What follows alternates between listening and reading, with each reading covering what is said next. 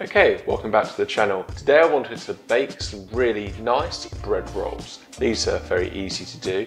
I'm going to shape mine so they're perfect for hot dogs or a nice bacon roll or something like that. You'll see the whole process start to finish. Let's jump into it.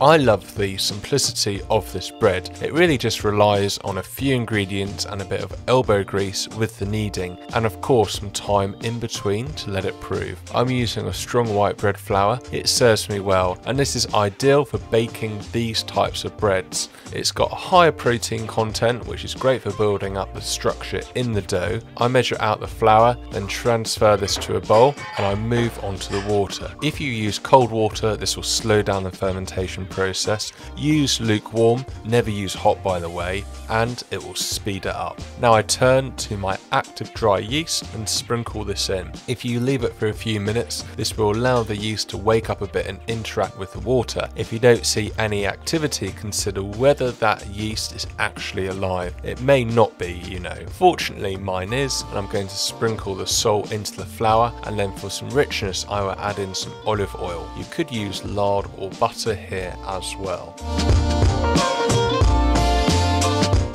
Now I pour the watery, yeasty mixture into the flour, then I use my hands to mix the four ingredients together. Initially you just want everything to get mixed. Like you do with sourdough, you need to leave this for a few minutes so the flour can get hydrated by the water. I'm going to plough on and start to knead this dough.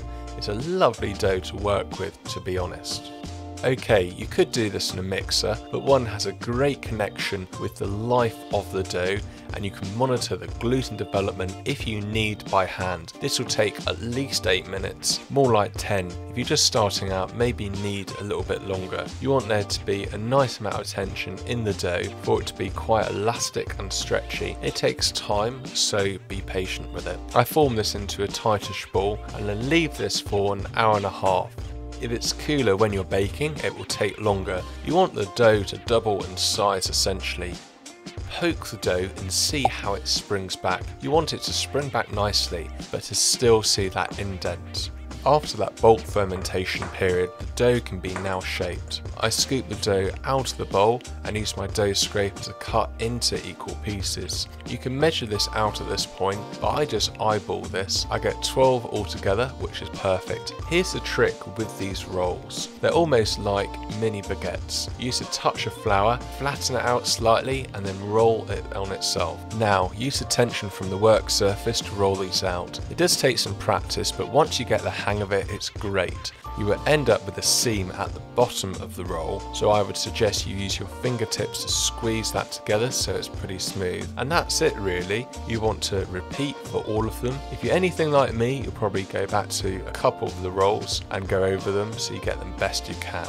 I've got these non-stick mats which are very good to use and eliminates you needing to use baking parchment each time. Place on the mats, but make sure you leave enough space in between. These now need their second proof, which really doesn't take very long at all. Place a few centimeters apart, and as soon as they're touching each other, they're ready to bake. Now put in a preheated oven for 10 to 15 minutes. Take them out and enjoy.